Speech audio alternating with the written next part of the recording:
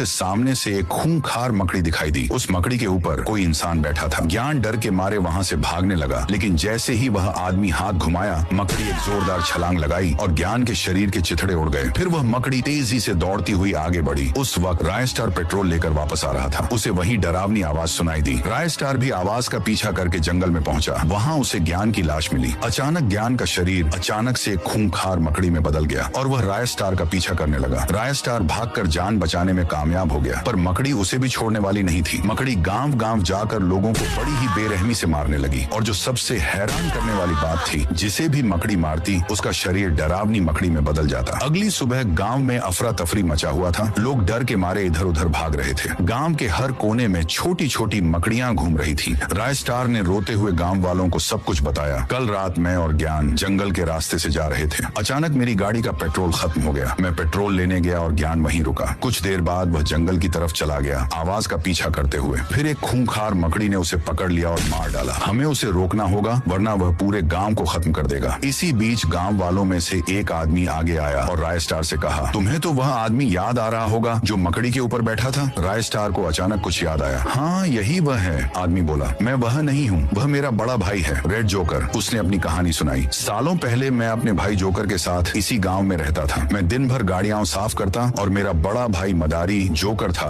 वह गांव गांव जाकर मदारी दिखता था। उसके पास एक खिलौने जैसी मकड़ी थी। एक दिन जब वह मदारी दिखा रहा था, अचानक वह मकड़ी उसके कंट्रोल से निकल गई और तेजी से गांव की ओर भागने लगी। गांव वाले बोले, तुम जल्दी से उसे रोको, वरना हम तुम्हें जिंदा नहीं छोड़ेंगे। जोकर तुरंत मकड़ी के पास भागा, पर मकड़ी ने जोरदार छलांग लगाई और जोकर के चिथड़े उड़ गए। उसके बाद से कहा जाता है कि रेड जोकर की आत्मा उस मकड़ी में समा गई है। वह पास के जंगल में रहती है और जो भी उस रास्ते से गुजरता है जिंदा नहीं बचता।